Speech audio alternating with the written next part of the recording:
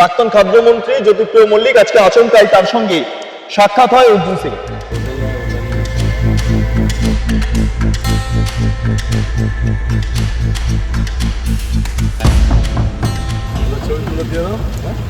প্রায় 7 বছর পরে দেখেছি। জ্যোতিপ্রিয় মল্লিকের ভেতরে একটা কষ্ট রয়েছে, বোঝা যাচ্ছে। বাইরে হাসি, কিন্তু ভেতরে একটা চাপা কষ্ট। এবার কেস ট্রায়াল হবে, জেলে যাবেন। তো আমার মনে হচ্ছে রাজনীতি উনি করা উচিত না। এই জ্যোতিপ্রিয় মল্লিক তিনি হয়তো ঈশ্বর মানেন না, ঈশ্বরের প্রতি আস্থা নেই হয়তো জ্যোতিপ্রিয় মল্লিকের, তাই অন্য দেবতাকে বাংলাদেশে পাচার করেছেন। মমতা ব্যানার্জি ভাইপো হিসাবে কাউন্টেবল ছিলেন। যেদিন মমতা ব্যানার্জি হেরে গেলেন, অভিষেক ব্যানার্জি কি আছে? কিছু নেই। অভিষেক ব্যানার্জি ওই পুষ্পা ঝুঁকেগা নেই, ঝুঁক গিয়া।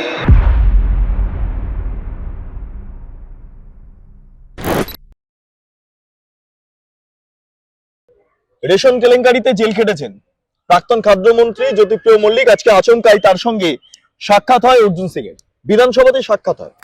জ্যোতিপ্রিয় মল্লিকের ভেতরে একটা কষ্ট রয়েছে, বোঝা যাচ্ছে। বাইরে হাসি, কিন্তু ভেতরে একটা চাপা কষ্ট। অর্জুন সিং একদম ডাঁট নিয়ে দাঁড়িয়ে আছেন। দুজনের মধ্যে কথা হচ্ছে, প্রায় 7 থেকে 8 বছর পর কথা হচ্ছে। এই অর্জুন সিং এবং তার বালু মল্লিকের কার্যত রাজনীতিটা একই সঙ্গে বলা যেতে পারে। আদি তৃণমূল এবং অভিষেক বন্দ্যোপাধ্যায়ের যেই শত্রুতা, সেটা চরিতার্থ করার জন্য বা নিজের যেই জায়গাটা, সেটা অভিষেক বন্দ্যোপাধ্যায় দলের অভ্যন্তরে ফুটিয়ে তোলার জন্য কখনো কখনো অর্জুন সিংকে, কখনো কখনো আবার আমরা দেখতে পেরেছি সরাসরি এই জ্যোতিপ্রিয় মল্লিককে তারা গ্যারেজ করতে তিনি সচেষ্ট হয়েছেন। যে আজকে কথা হচ্ছিল শরীর স্বাস্থ্য কেমন আছে, এই সমস্ত নিয়ে কথা হয়েছে। সেই ভিডিও ফুটেজটা আপনারা দেখুন, তারপরের অংশে আসবো। ঠিক আছে, বিজেপিতে এই অসুবিধা নেই, কারোর সঙ্গে ছবি তুললে চটপট করে পাঠিয়ে দিচ্ছি। আরে করে ট্রান্সপোর্ট ভবনের খবর, ট্রান্সপোর্ট মন্ত্রী হচ্ছে, ট্রান্সপোর্ট ভবনে তো রোটে গেছে যে অর্জুন সিং পরিবহন মন্ত্রী। কি রোটে যায় ওটা নিয়ে ছবি তুলে দিয়ে দাও। আজকে বালু মল্লিক তথা জ্যোতিপ্রিয় মল্লিকের সঙ্গে সাক্ষাৎ হলো এতদিন বাদে। যাই হোক, অনেকদিন মানে কি বললেন? প্রায় 7 বছর পরে দেখেছি। কি হলো, কিছু বললেন? শরীর টরির ব্যাপারে জিজ্ঞেস করলাম। রাজনীতিতে কি জিজ্ঞেস করলাম? ওনার রাজনীতি দিন হয়ে গেছে। এবার কেস ট্রায়াল হবে, জেলে যাবেন। তো আমার মনে হচ্ছে রাজনীতি উনি করা উচিত না। গোটা বিষয়টা দেখলেন, উভয়ের মধ্যে কথাবার্তা চলছে। প্রেসকে দেখে সরাসরি বলছেন যাও এবার ছড়িয়ে দাও, এই বিষয়। এটা সৌজন্য সাক্ষাৎকার, কিন্তু অর্জুন সিং বলছেন যে পুরনো জিনিস ভুলিনি, পুরনো ঘটনা ভুলিনি কি ঘটেছিল সেই দিনকার, যেদিন পোস্টপোল ভায়োলেন্স হচ্ছিল। এই জ্যোতিপ্রিয় মল্লিক তিনি হয়তো ঈশ্বর মানেন না, ঈশ্বরের প্রতি আস্থা নেই হয়তো জ্যোতিপ্রিয় মল্লিকের, তাই অন্য দেবতাকে বাংলাদেশে পাচার করেছেন জ্যোতিপ্রিয় মল্লিক। ঈশ্বর ভক্তি করুন জ্যোতিপ্রিয় মল্লিক, এই বিষয়টা অর্জুন সিং উল্লেখ করছেন। একবার শুনে নিন অর্জুন সিং এর বক্তব্য। এখন ঠাকুর তো মানে না, তাও বলবো ঠাকুরের কাছে গিয়ে একটু পুজো টুজো করলে ভালো সময় কাটবে। জ্যোতিপ্রিয় মল্লিক ঠাকুর মানেন না? না, মনে হয় না। মানলে তো এই রাশন চুরি থোড়ে করতো। রাশন চুরি কারা করে যায়? ঠাকুরকে মানে না। রাশন মানে কি হয়? আমরা বলি অন্ন দেবতা। অন্ন দেবতাকে কেউ চুরি করে বাংলাদেশে পাঠিয়ে দিচ্ছিল, কি করে? এবার অনেকেই প্রশ্ন করবেন যে হঠাৎ করে বিজেপি নেতৃত্বের সঙ্গে মাঝে মধ্যে তৃণমূল কংগ্রেস নেতৃত্ব দেখা করছেন কেন? একটা জায়গায় রয়েছে যে একটু শাসক ঘনিষ্ঠ হয়ে থাকতে বেশি পছন্দ করেন, যেমন ঋতব্রত বন্দ্যোপাধ্যায় যে ভিডিওটা আপনারা দেখেছেন, ঠিক একইভাবে এই জ্যোতিপ্রিয় মল্লিক হয়তো একটু সাক্ষাৎ করতে গিয়ে একটু চেষ্টা করছেন যে নিজের জেলার নেতার সঙ্গে যদি একটু যোগাযোগ করে যদি একটু বিজেপির ঘনিষ্ঠ হওয়া যায়, যদি একটু চাপমুক্ত হওয়া যায়। কারণ তৃণমূলের অভ্যন্তরে তার জ্যোতিপ্রিয় মল্লিকের কোনো দাম নেই, তিনি হেরে গিয়েছেন। এবং হেরে গিয়েছেন তিনি ঘোষণাই করে দিয়েছেন। ফলে তিনি দলের অভ্যন্তরে বলে দিয়েছেন যে তিনি আর পারছেন না, তার শারীরিক পরিস্থিতি আর সেই অর্থে ভালো নয়, হেরে গিয়েছেন। ফলে আর দলে অতটা সক্রিয় তিনি থাকতে পারবেন না।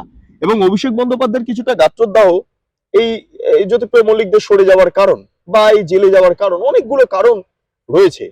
খাদ্য কেলেঙ্কারির টাকা তো কেবলমাত্র জ্যোতিপ্রিয় মল্লিক খাননি, খাদ্য কেলেঙ্কারির টাকা খেয়েছেন অভিষেক বন্দ্যোপাধ্যায়, মমতা বন্দ্যোপাধ্যায়, কিন্তু কেবলমাত্র জ্যোতিপ্রিয় মল্লিক টার্গেট হয়ে গেলেন। তো সেই বিষয়টাই জ্যোতিপ্রিয় মল্লিক ভাবছেন এবং ভেবে তিনি এই দলের সঙ্গে একটা যোগাযোগ কার্যত ছিন্ন করে দিচ্ছেন। তিনি রাজনীতিক জীবন থেকে সরে যাচ্ছেন।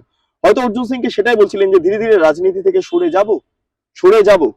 সেই কারণের জন্য আজকে অর্জুন সিং এর সঙ্গে সাক্ষাৎ, একটু চাপা কষ্ট, দুঃখ, যন্ত্রণা, এই সমস্তটা নিয়ে জ্যোতিপ্রিয় মল্লিকের সঙ্গে অর্জুন সিং এর সাক্ষাৎটা ইম্পর্টেন্ট। তাকে পরে জিজ্ঞাসা করা হয়েছে কিছু বলবেন, তিনি গাড়ির কাজ বন্ধ করে দিয়ে সোজা বেরিয়ে যান, গাড়ির কাজ বন্ধ করে দিয়ে সোজা চম্পট দেন। এই অভিষেক বন্দ্যোপাধ্যায়কে নিয়ে আরো একাধিক প্রশ্ন রয়েছে দলের অভ্যন্তরে। অর্জুন সিং এর সঙ্গে অভিষেক বন্দ্যোপাধ্যায়ের একটা সংঘাত ছিল 2019 সালে, আপনাদের মনে থাকবে।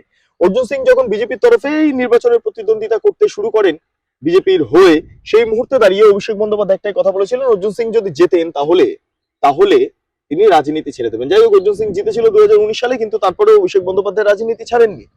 তিনি বড় বড় কথা বলেছেন, আমার এই বিরুদ্ধে কোন রকম কোন অভিযোগ প্রমাণিত হলে গলায় দড়ি দিয়ে দেবো, ঝুলে যাবো, ইত্যাদি ইত্যাদি বলেছেন, যদি কোনোটাই তিনি বাস্তবায়িত করেননি।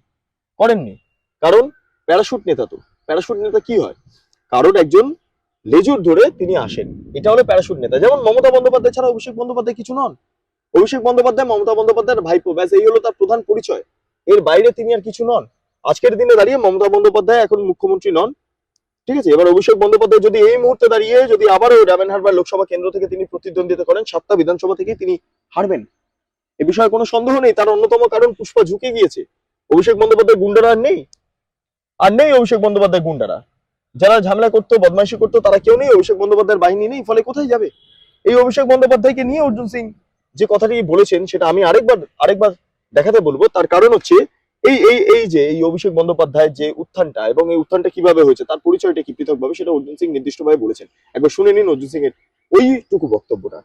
আচ্ছা, একটা বিষয় বলুন তো, অভিষেক বন্দ্যোপাধ্যায় তো বলেছিলেন না যে আপনি যদি জেতেন তাহলে 1 ভোটে হলেও জিতলে রাজনীতি ছেড়ে দেবো, ইত্যাদি ইত্যাদি। অভিষেক ব্যানার্জির ব্যাপারে না, মানে আপনি কেন প্রশ্ন করেন আমি এটাই বলি। অভিষেক ব্যানার্জি মানে কোনো কাউন্টের মধ্যে নেই।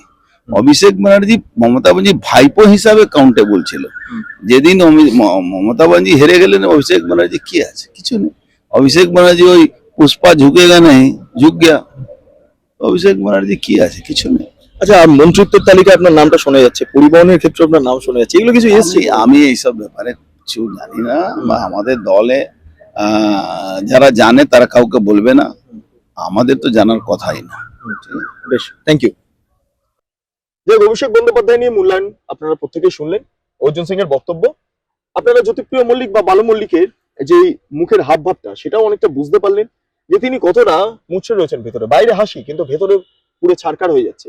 এক হলো তিনি খাদ্য কেলেঙ্কারিতে যুক্ত, দ্বিতীয়ত হচ্ছে খাদ্য কেলেঙ্কারির টাকা কেবলমাত্র জ্যোতিপ্রিয় মল্লিকের পকেটে তো ঢোকেনি, শাহজাহানের পকেটে তো ঢোকেনি, ঢুকেছে মমতা বন্দ্যোপাধ্যায় এবং অভিষেক বন্দ্যোপাধ্যায়ের পকেটেও। কিন্তু সেই বিষয়টা সামনে আসেনি, ফেসে গিয়েছেন জ্যোতিপ্রিয় মল্লিক, একদম যেটাকে বলা হয় বলির পাঁঠা। জ্যোতিপ্রিয় মল্লিক হয়ে গিয়েছেন, যেটা গোদা বাংলায় যে শব্দটা ব্যবহার করা হয়। ফলে জ্যোতিপ্রিয় মল্লিকের অভ্যন্তরে একটা কষ্ট রয়েছে, এবং সেই কষ্টটাই আজকে হয়তো অর্জুন সিং এর সঙ্গে শেয়ার করছিলেন। হয়তো অর্জুন সিংকে বলেছেন তিনি পলিটিক্সটা ছেড়ে দিচ্ছেন। এই সমস্ত বিষয়গুলো নিয়ে নানা জল্পনা, নানা প্রশ্ন থেকে যাচ্ছে। যাই হোক, বোঝা যাচ্ছে জ্যোতিপ্রিয় মল্লিকও ধীরে ধীরে তৃণমূল কংগ্রেস থেকে দূরত্ব বাড়িয়ে দিচ্ছেন। তিনি কিছু বলতে চাইছেন না, তৃণমূল কংগ্রেসের কোনো কথা বলবেন না। এই হলো সামগ্রিক বিষয়। যাই হোক, আপনাদের যা মতামত অবশ্যই কমেন্ট সেকশনে জানান। আপনারা এতক্ষণ ধরে দেখছিলেন বেঙ্গল লিবার্টি চ্যানেলটি, অবশ্যই ভালো লাগলে লাইক করুন, সাবস্ক্রাইব করুন, শেয়ার করুন, বেল আইকন ক্লিক করুন www.bengalliberty.com, সেখানে ক্লিক করুন, সমস্ত খবর আপনাদের জন্য সাজানো রয়েছে। পাশাপাশি বেঙ্গল লিবার্টি নিউজ এবং বেঙ্গল লিবার্টি লাইভ, এই দুটি আরো চ্যানেল রয়েছে, অতিরিক্ত চ্যানেল ইউটিউবে, সেগুলো সার্চ করুন। একাধিক খবর আপনাদের জন্য সাজানো রয়েছে। স্বাধীন, কাছিন এবং গেরিলা সাংবাদিকতার পাশে দাঁড়ান। অসংখ্য ধন্যবাদ।